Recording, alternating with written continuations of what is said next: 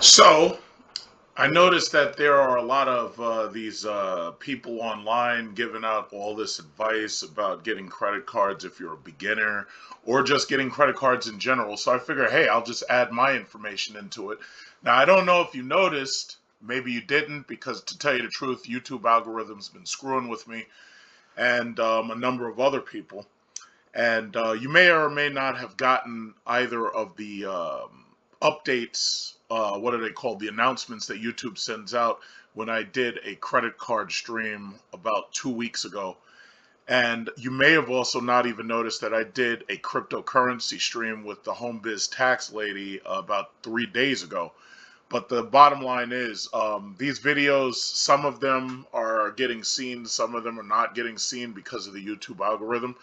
So the bottom line is, I figure, hey, I might as well just throw in another video. Someday, maybe the algorithm will get changed and I'll get more traction off of the videos. But even if I don't, the thing about it is they're good because sometimes if I want to share information, I can always just take what I've said and I can just email it to somebody and they can just watch the video themselves, even if YouTube is suppressing information using their algorithm.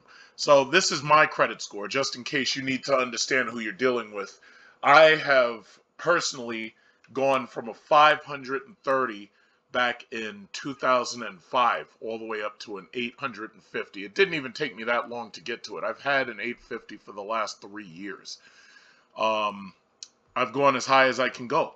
I think in Europe and possibly Australia, I think their credit scores are measured a little bit differently. But here in America, our credit scores, as you can see, basically range from 850 all the way down to a zero.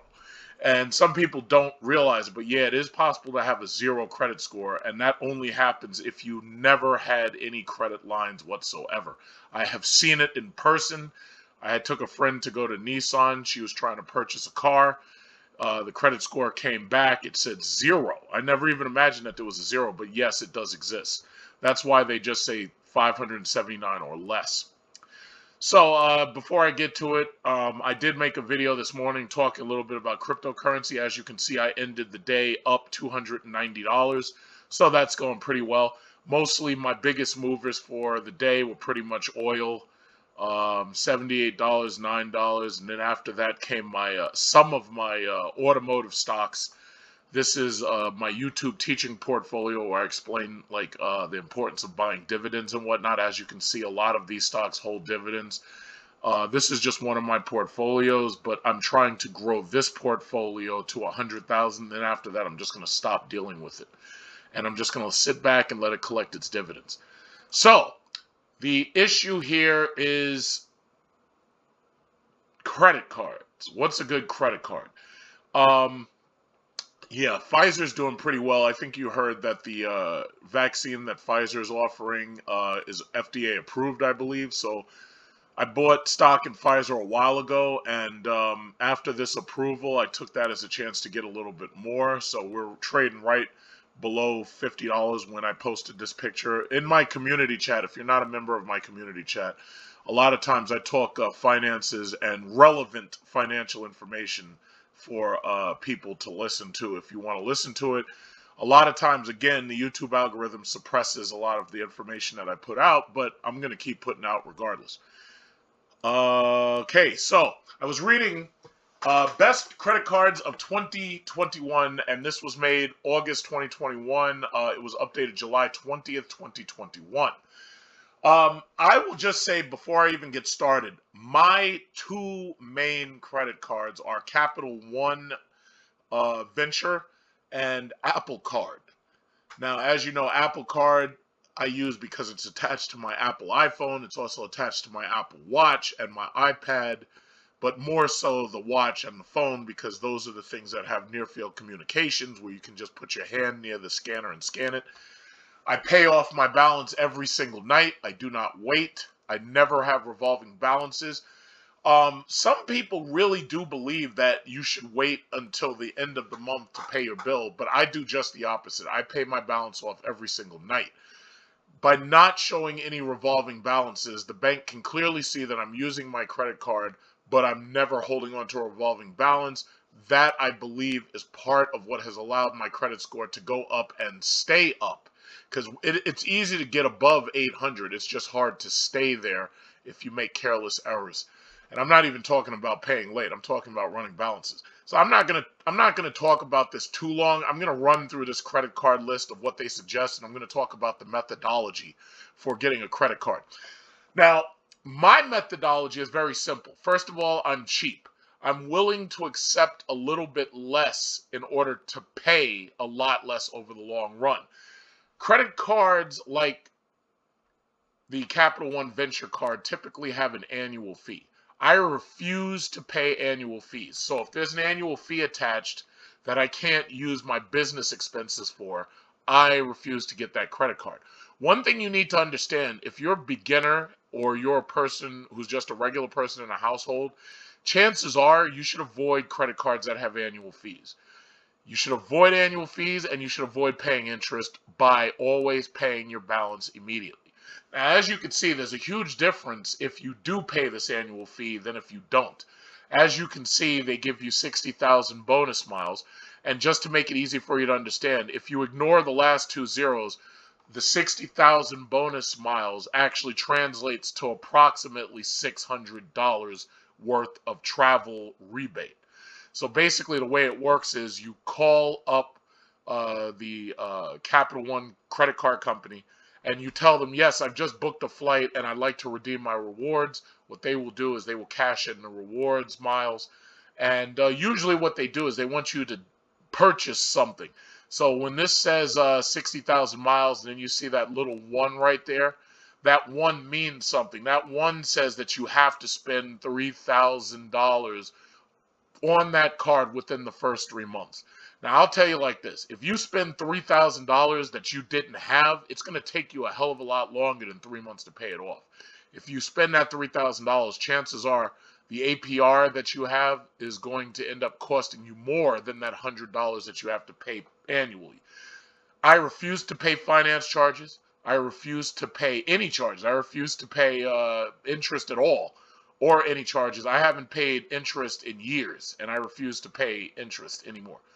Now, as you can see, by taking the annual fee zero, you get only 20,000 miles, and they still expect you, number three, they expect you to spend $1,000 within the first 3 months. Now, that's translating to about $200 worth of rebate. Personally, I've been using the Capital One Venture card for a very long time. I've been using it for at least 5 years. I've taken it overseas. I've used it Dubai, Seychelles, South Korea, Philippines. So far it hasn't given me a problem. I've used it in Thailand, Bangkok, Thailand. I haven't had any problems with it. Thus far, I've been interested in making sure that I get the most rewards for the least expense. So the Apple card does not offer travel rewards, which is the reason why I choose to use this card instead. And let's just look at one other thing. They suggest that if you're going to be using these cards, you should have excellent credit. They say that the Capital One Venture is going to give you a 17 to a 24% APR. However, this card, the stakes are about just as high. It's the introductory APR is the first year, 12 months, zero. However, after that, you're paying between 15 and 25. But again, you can avoid all that by paying the balance every single night. This way, you never have to pay any interest whatsoever. These cards are relatively highly rated. It doesn't seem that too many people have any problem with them. The only downside, again, is that because you're not paying that annual fee, they give you less reward miles. So that is part of the methodology. Now, Apple Card, they have strong security features. There's no fees. There's a physical credit card that you can order up. It's a metal card. I have it. I made a video about it too. They also send you spending suggestions, like if you go to certain restaurants, you can get more cash back than normal. But the con is that you must use Apple Pay in order to get the best rewards. So all that means is that if you have the Apple Card, you have to use your phone or you have to use your watch in order to make the payments using the near field communication device. You cannot use the metal card because if you do, you'll get less reward points. So this is what they mean when they say you have to use the Apple Pay system. If you use anything else, you get less points. Now, what I will say, if you're a new person, like an 18-year-old, 19-year-old, you haven't gotten a credit card yet, if you have an iPhone, chances are you probably do. The Apple Card is probably the best place that you can try to start building your credit. Now, understand something. Apple Card is a Goldman Sachs MasterCard. So if you get this card, you'll be part of Goldman Sachs MasterCard. Not Apple itself is not a bank. Apple has a lot of money, but they're not a bank. So the thing that you got to understand is this will open an account. If you do get this card, if you manage to qualify, it will open an account with Goldman Sachs MasterCard. So that is ultimately what the Apple Card really is. When you get the physical card, it actually says Goldman Sachs MasterCard on the card. Now, let's go through some of these people's cards, what they suggest. A lot of you may bank with Citibank. If you bank with Citibank, chances are you've qualified and gotten their double cash card. If you have a bank account with the bank, it makes it a lot easier for a person who's beginning their credit to get a credit card with that bank. Why? Well, it's very simple. The bank can see what assets you have in the bank. And by assets, I mean your savings account or your checking account. So the bank can see right away what kind of customer you are. If you have a lot of money in the bank, chances are they'll give you their credit card, no problem. If you have $5,000, $10,000, they'll give you their credit card. The bank, Citibank, I also own stock in Citibank. It's a good stock to own. In fact, all of the bank stocks are good because they all pay dividends. So if you're interested in dividend stock, Wells Fargo, Citibank, Bank of America, Chase, they're all worth owning. So they say that there's no welcome bonus, so you don't get any extra points just for buying stuff early. There's no annual fee. In my opinion, that's good. But let's look at the negatives. Foreign transaction fees. I travel. I do not pay foreign transaction fees on my Capital One. I do not pay a foreign transaction fee with Apple Card either. So this might actually be a no-no for me. Even though there's no annual fee, if you're a person who travels, you don't want to have to pay foreign transaction fees. So this right here might say, okay, you know, I don't want it. They also have balance transfer fees. This we're going to want to ignore. The reason why you want to ignore this is because what a balance transfer fee is, if you have a credit card and you get a new credit card, sometimes what they'll do is they'll send you the option to transfer your balance from one card to the other. I got myself in a little bit of trouble doing that when I was in college. What I did was when I ran up my debt on one card, I balance transferred my debt to a card that had a higher limit. So I ended up racking up a lot of credit card debt. I think I had over $15,000 of credit card debt. And that's balance transfers. I'll just say this. If you're a beginner, just let me know in the chat that you're a beginner.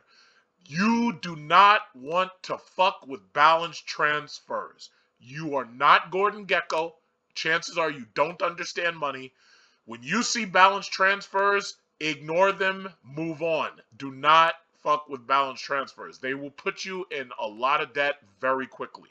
That's the only thing if you don't understand what it is, I'm just telling you right away, do not fuck with balance transfers. They will put you in a lot of debt very quickly. It says lack of benefits seen in there are no annual fee cards. Okay, what this means is that they don't have very many benefits. Okay, that's because there's no annual fee. When there's no annual fee, usually there's less benefits. It says no introductory 0% APR. As I showed you, my Capital One gave you a 0% APR for the first year, and then after that, they change you to 16 to 25% worth of interest. But again, in order to get your credit to where my credit is, you need to pay immediately on every single purchase. So every single night, every other night, you want to pay off those balances. You never want your balance sitting all month long. Now, what are the pros to this card? It says earn up to 2% cash back or to 1% when the purchase is made. Now, Apple Card pretty much does this. They give you between 1 and 3% cash back. I like my Apple Card for that.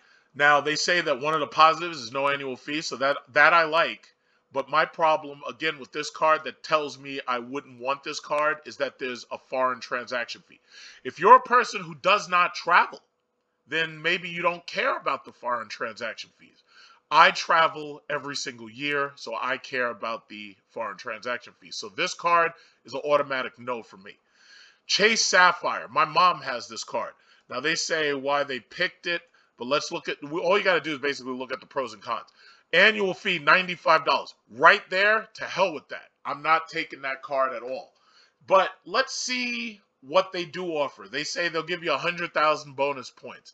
Well, guess what? If you really factor it in, that 100,000 bonus points basically comes out to, depending upon what you're trying to do, if you're trying to get a rebate or if you're trying to get cash back, this $100,000 bonus part, depending upon what you want to do with it, because here's the problem. What some people do is they take those points and they buy a gift from the bank store. That's a waste of your money. If you want a gift, go on eBay and just buy it cash, and then you don't have to waste your points.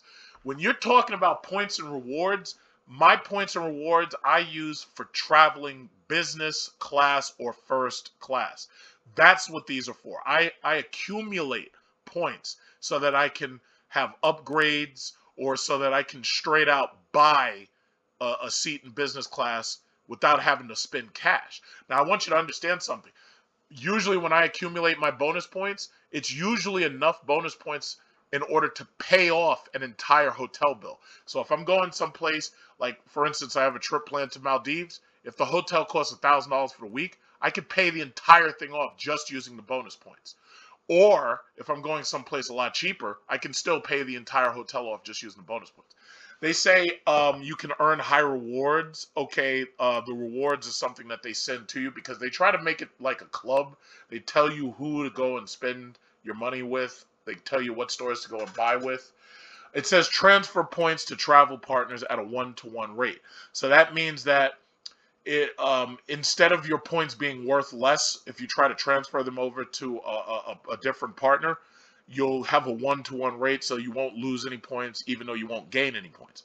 It also says many travel and shopping protections.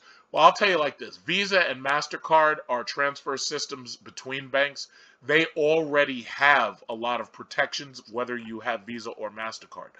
Visa and MasterCard themselves are stocks that pay dividends. So if I were you, I would definitely buy Visa and MasterCard, even though the price is a lot higher now than when I bought in. I was telling you guys a long time ago to buy dividend stocks, but it's been a long time since the economic crash of 2020. It's been more than a year, but if you had bought Visa and MasterCard then, it would have been dirt cheap. In fact, let's take a look. Visa stock is $234. 1 year ago when it crashed, what is it? Oh, in fact, I got to go back a little bit longer. March 2020 when it crashed. When it crashed in March 2020, it was $146. And then there's also MasterCard stock. If you go back to March 2020, it had dropped down to $211. Right now it's $361, and it pays a 0.49% dividend. These are good dividend stocks in case you want dividends, but the price is a little bit high. But the bottom line is you can see the trend. Look at the trend. As time goes on, it's only going up, up, up. As long as we use Visa and MasterCard, these things are going up. That's just the bottom line, because now you have more and more spending going on. In fact, I just found out that the Congress is approving a $3.5 trillion spending bill. That means that every single second we'll be spending over $110,000 per second. They're printing money, inflation is rising, and as you can see, the values on these stocks are going up, up, up. Okay, so I don't want to waste too much time with that. The Chase Sapphire, I have to say no to. I'm not paying you $100 just to use your card. To hell with that. Look at this, the Chase Freedom Flex. My mom actually has this card too, because obviously she banks with Chase. It says they give you a $200 bonus. That's nice. But okay, is there a caveat? It says you get a $200 bonus after you spend $500 on purchases within the first 3 months. That's not bad, actually. If you already have $500, and let's say you planned on buying something like a television or a new appliance that costs $500, you'd probably spend over $500, and you take the cash, pay it right back. You get $200 back. But this is a one-time thing. They're not going to keep doing this. Annual fee 0. That sounds good. The regular APR is 14 to 23. I don't care about the APR simply because I pay off my balance every single night. Now, what they also say is that you need to have a good credit score. You have to have between a 700 749. Now, the last card was also 700 749, and the first card was also 700 749. So they're looking for people who have decent credit. Now, it says excellent, but based on what I showed you, real excellent is 800 plus. Very good is 740 799. Good is if you're 670 to 739. So it depends what bank system is using what measurement. But as you can see, this data is based on one of the 3 credit bureaus. This is Experian. There's 3 credit bureaus. There's Experian, TransUnion, Equifax. Now, Experian rates me at an 850, and they're saying I'm excellent because I'm above 800. Anything above 800 is automatically excellent. So the credit bureaus are what you should pay the most attention to. If you have a banking app, chances are they give you a credit check option in your banking app, and you should definitely look and find out what your credit is. Okay, so Chase Freedom Flex. What are the pros and cons? Travel bookings must be made through Chase to earn 5%. So here's the problem. If you can only travel by calling through Chase to use your points for travel bookings, that's kind of a downer because I usually use Expedia. Expedia also has their own point system, so I get points from Expedia and I get points from Capital One. So this could be considered a downside. But what do? They say no annual fee, that's good. Rotating quarterly categories earn 5% rewards when activated, up to a combined quarterly 1,500% maximum. Okay, that's good. Travel rewards rate rivals some of the best premium travel cards. So if you're a traveler, this is a decent card for somebody who travels a lot. Generous rewards rate in several other categories. So they're basically talking about their affiliates, who you should spend your money with and not. Okay, that sounds okay. This is an okay card. Chase Freedom Flex is okay. Hopefully you have a 700 score. American Express. Now, before I even get started, the biggest problem with all American Express cards is I've noticed a lot of people do not want to take American Express. The transfer fees are high on American Express. Costco disallows them. A number of gas stations disallow them. So I've noticed a lot of people don't take American Express. I have an American Express and I don't use it. It says you have to have a good credit score, 700, 749. Annual fee, $250. That's automatically a no for me. But you have to understand, this is the kind of card that somebody uses when they have it as a business expense. So what they do is that $250, that is given to their CPA as a business write-off, and they never pay that fee. The problem is, what happens if you're a regular mom or dad and you get this card? You're paying $250 whether you travel or not. Not only that, a lot of places don't accept this card. So I personally, unless you have a business and unless you travel on that business, American Express you kind of want to stay away from. Furthermore, when you travel, because the cost of using the American Express is kind of high, chances are you're probably not going to want to deal with American Express. It's probably Visa or MasterCard you're going to want to deal with. American Express used to be really big, but now it's not. A lot of people, they don't like the fees that it costs. So it says you do get high rewards. So they're giving you 60,000 membership points, which may come out to close to $600 depending upon what you're doing with the points. Points transfer options vary, there's many different partners that accept them. Add up to 5 authorized users. Obviously, when you're talking about these 5 authorized users, what you're probably talking about is a family or you're talking about a business. So if you're in a business and you're going to spend a lot of money and you're going to write off these annual fees, not to mention you can do this if you're a home business. If you're filing 1099, you can write this off that way. But some people get these cards and they just pay the annual fees. They don't realize that they're supposed to try to write them off with their CPA. 5 authorized users, that's good. I don't personally trust 5 authorized users. However, if you have a business and you have a good bookkeeper, it's not really a problem. It says you can choose from regular or rose gold.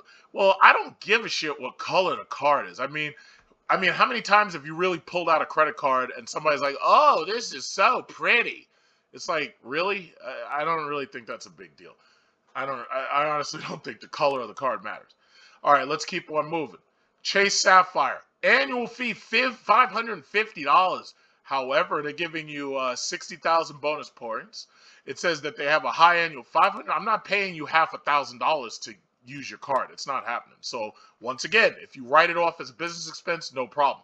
It says high variable APR, 16 to a 23%. That's pretty high, but again, I ignore the APR because I don't pay interest. It says excellent credit recommended. So these people, Chase Sapphire Reserve, they're like, oh, you better have between 750 and 850.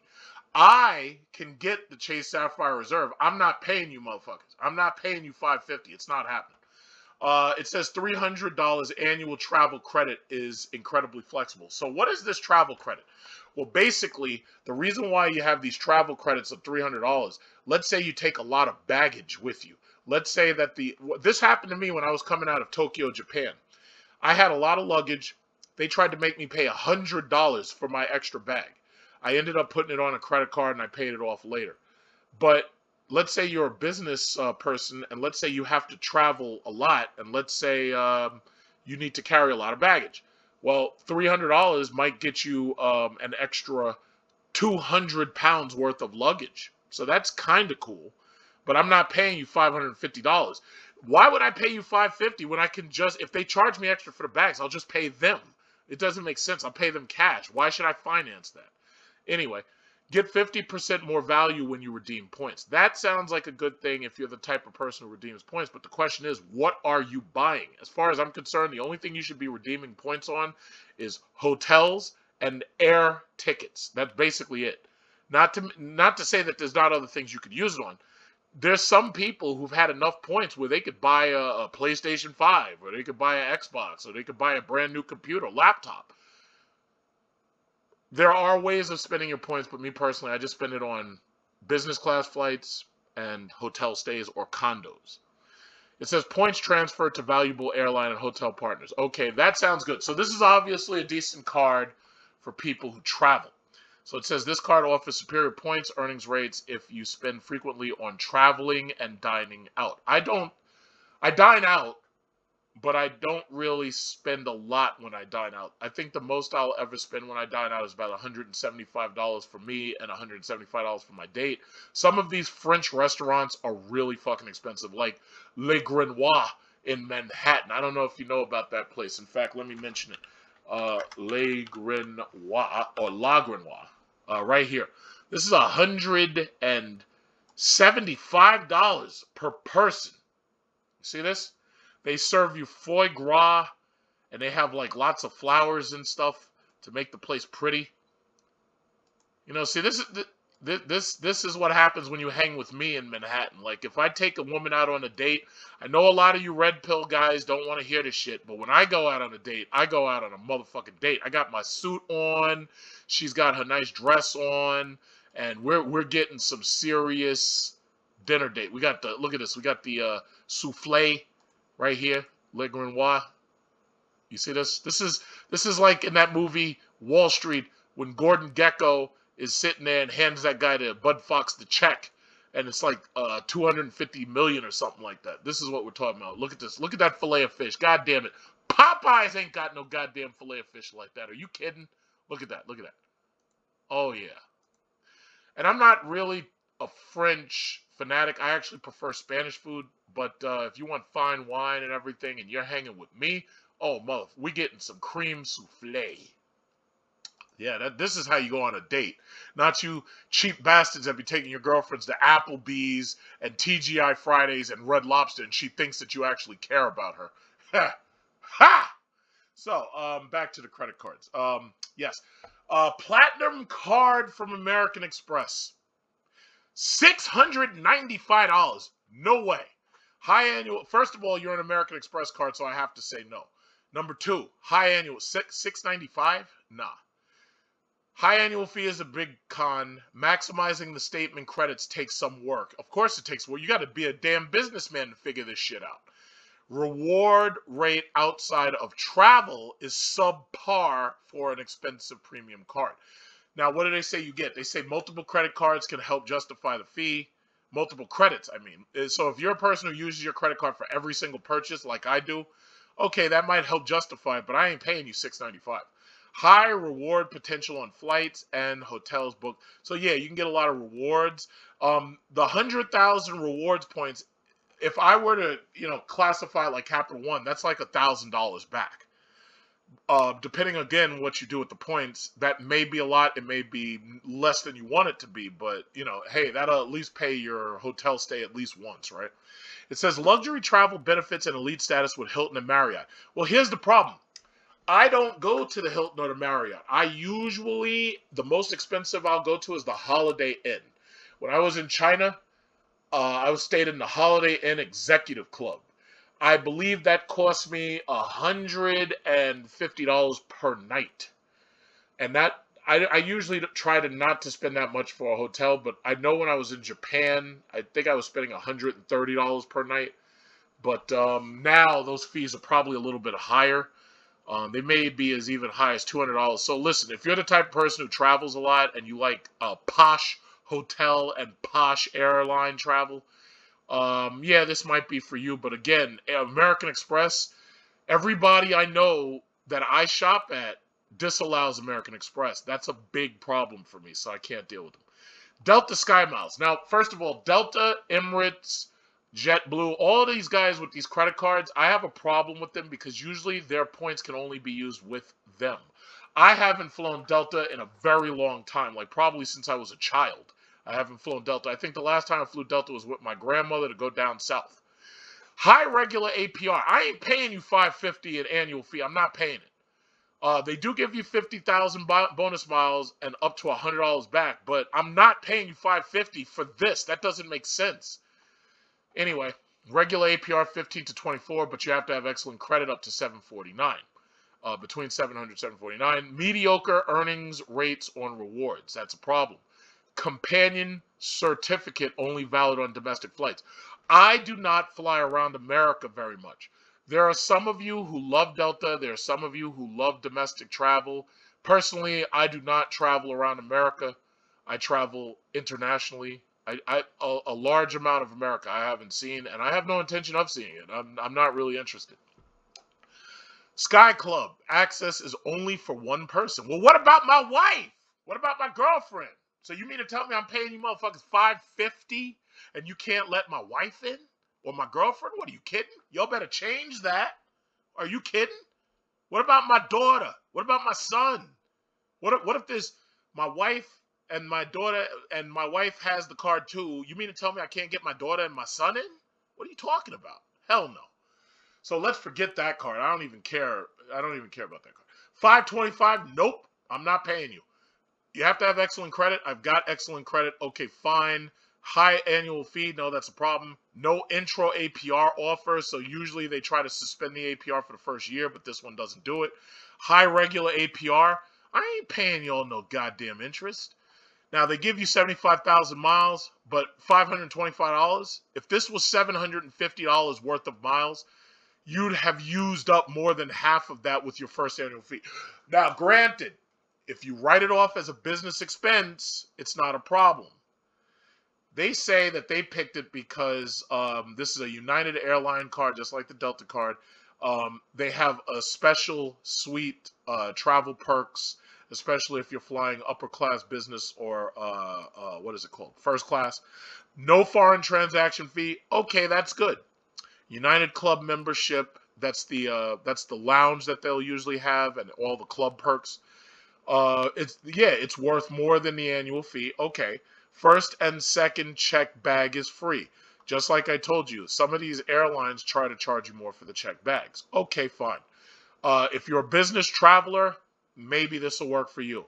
But here's my question. How many of you really fly United Airlines that much? Every time I turn on the TV, a United Airline flight, an American Airline flight, or a Delta flight, somebody's either fighting, there's some crazy-ass Karen trying to open the goddamn airlock while the plane is in motion flying, or there's some kid screaming. Do you realize the other day they had to duct tape kid plane? Those are my key words. They had to duct tape a damn kid because the kid was going crazy. What kind of flight was this? American Airlines.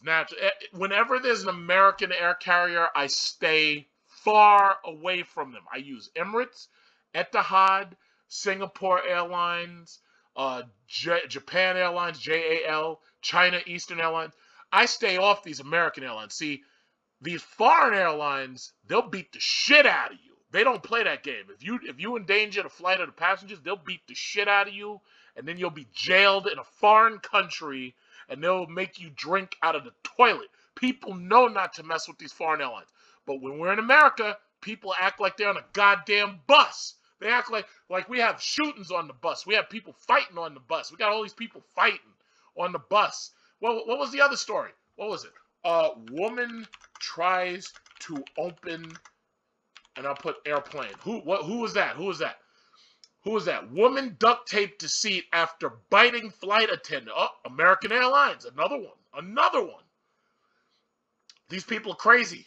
I don't want to be on no American flights, no American air carriers. I don't do that. I will sit next to Habib, and we will fly to Dubai in business class on Emirates or Etihad, or I will sit next to Ramona. We will fly to the Philippines on Philippine Airlines. We will be on the plane for 12 and a half hours, 16 hours, no problems. But when you get on an American flight, these people lose their goddamn minds. No. Just say no. I don't even like JetBlue. I flew to JetBlue with the Dominican Republic. I don't even like JetBlue. No. The answer is no. I don't want to be on no American aircraft carriers. Aircraft. I don't want to be on no American air carriers, and I don't want to be next to any Americans, because those are the motherfuckers that be giving you the problems on the planes. When I'm on the plane, I've got me a foreign stewardess who learns my last name. She's bringing me wine. I made the video. You know I made the video. I'm going to make me another video about business class to Doha and Maldives. I'm going to do it just like these guys, like Sam Chui. And no, I don't want to be next to no damn American on no damn flight at all. Now, Hyatt. Are you the type of person who uses Hyatt services? World of Hyatt. Excellent credit required. $95 fee. $60,000. Let's see. What are pros and cons? Limited number of properties. That's interesting. No worthwhile redemption options aside from Hyatt properties. The problem with buying into a very specific company card is you can only use their property. I don't want my card to be Delta, United Airlines, or Hyatt or anything like that, because it limits you. You can only get the best benefits if you're spending on them. Now, if you're the type of person who constantly uses Hyatt, okay, maybe it'll work. But for me, that doesn't work. I can't do that. No. I will never look at this card. Furthermore, I'm not paying you $100 a year. I'm not paying you $100 a year just to use Hyatt stuff. And I've been in Hyatts before. I was in a Grand Hyatt. I like the hotels. They're okay. But I don't do it enough. Hilton, same problem. $450? You want me to pay $450 so I could put Gucci shoes on one of them Hilton cam hose? No. The answer is no. Pros and cons. Points have a lower value than most rewards programs. No intro APR offers, so they're not suspending the interest for the year. High regular APR. I'm not paying you up to 25% interest, despite the fact that I don't pay interest. High annual fee with no first-year waiver. I ain't paying you. Please. Nope. Amex Everyday Preferred. It's a nice see-through card, just like my American Express Blue. I'm not paying you $100 for it, though. Pros and cons. Foreign transaction fees, 2.7%. No. I'm not paying any foreign transaction fees. So the answer is no. I don't care what you're talking about. Okay. Amazon Prime. Amazon Prime is a tricky card. If you're a business that purchases a lot with Amazon, it might work out fine for you to have what is it called? Amazon Prime. If you're the type of person who uses a lot of Amazon services, yeah, this might work out for you, especially if you can figure out a way to write off any and all fees. The problem is the reason why there's no fee, there's a $0 fee, is because you got to pay that Amazon Prime fee, or you have to pay into Amazon itself.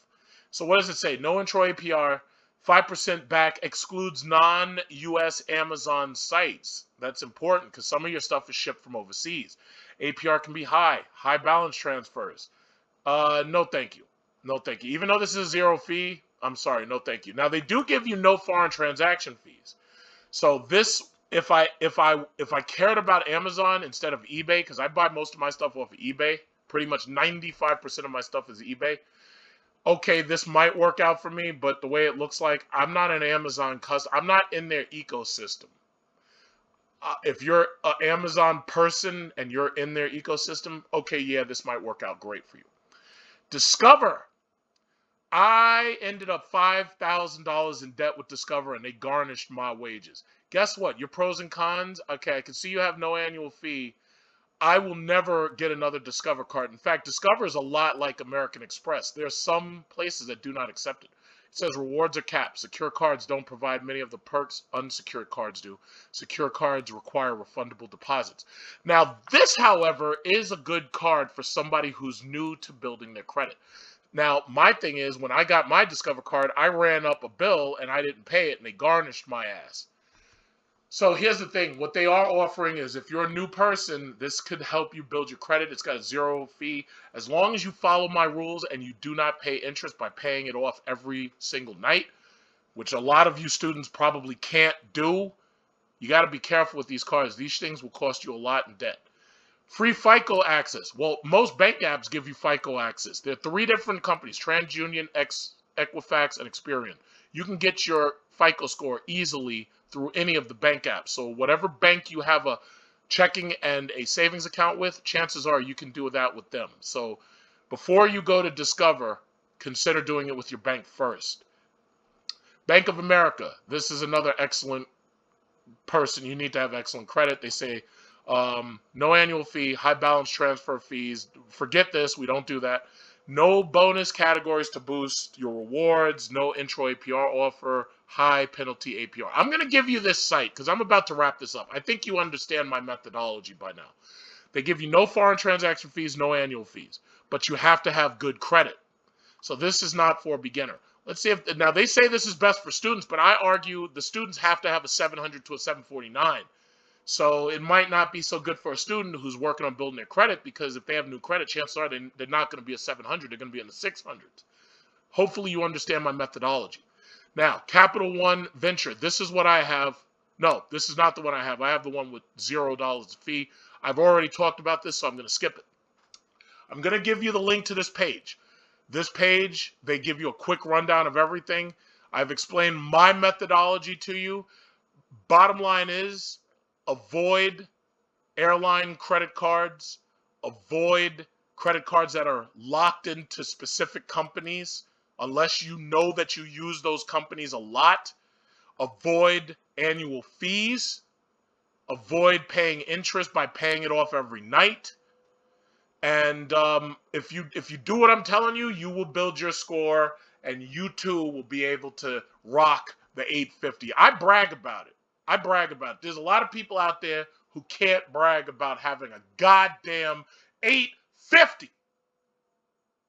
Not only that, you got a lot of people screaming racism and sexism. Oh, they won't let me get something because I'm black or Hispanic or Asian. Oh, they won't let me get something because I'm a woman. I'm a black guy walking around with an 850. I am the end of the argument. If you fuck up your credit, it's because you decided to buy one of them shitty Galaxy phones and you didn't pay off the balance, or you decided to go out there and buy some car you couldn't afford. You're buying a Dodge Charger with 25% interest, and you didn't make your payments on time. I don't want to hear it. I got an 850. My credit score went to the moon. My credit score went to Mars. My credit score went to Jupiter. My credit score went to Pluto. When I want to buy a house, I walk in, I look the guy in the face, I'm saying, guess what? I want to buy a house. And they're like, oh, well, we need to see your tax returns. We need to see your bank statements. And we obviously have to run your credit. Oh, go ahead and run my damn credit. My credit's 850.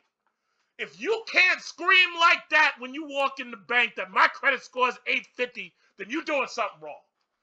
In fact, I'll say it like this. You should be able to scream your credit score. You should be able to scream it. If it's over 800, you should be screaming your credit score. Your mama asks you, your mama says, I helped my mom and my father build their credit scores too. My mom's credit score, she showed me on her phone. She was like, yeah, guess what, son? My credit is 800. I was like, really, Mom? Hold on 1 second. I pulled out my phone, and I was like, hey, Mom, look at this! 850! What you got to say, Ma? Did it to my father, too. His credit score is lower because he likes to fuck up with loans and shit. But I helped him pay off his debts, and he only has like a 780 or something like that as a middle. But I'd be like, hey, Dad, hold on 1 second. Let me pull out my phone. Watch this. 850! What you doing, Dad? What you doing? When you walk into the bank, I'll tell you like this. When I walk into the bank, I expect that manager to know who the fuck I am. Bottom line. Bottom fucking line. You know how Oprah complained that she walked into the store and the people didn't do stuff for her because the store was like late hours or closed or something? She said it's because she's black. No, fuck all that shit. If I walk up to the store and you're getting ready to close, you better open them motherfucking doors because obviously I'm there to buy something. So I don't want to hear the excuse. I don't give a fuck if you're a billionaire. I don't care. I don't want to hear no excuses. When I walk up to that store, you better open them motherfucking doors because I'm there to buy something. When you walk into the bank, the manager better get up off his ass and get me some coffee. That's what I'm talking about. If you can't scream your credit score, you're doing something wrong. Now, granted, if you're new and you're starting out, I know it's going to take time to get there. But if you follow what I'm saying, you're going to get there eventually. All you got to do is follow what I'm saying. So that's all I have to say. I'm waiting for that Apple iPhone 13 to have 1 terabyte of storage. I'm going to use my Apple card to buy it, and then I'm going to pay it off the same day. So that's the next major purchase I plan on buying. I'm also thinking about buying a new gun. There's a Smith & Wesson just made this new shotgun called the M&P 12. So I'm thinking about probably getting one of those because, like, I'm for whatever reason I decided I wanted to build a gun collection. But anyway, yeah. So I'm thinking about getting one of these. I think it's probably less than $1,000, but it might be a little bit more. But I don't really care because my last AR-15 cost me $2,000 to build.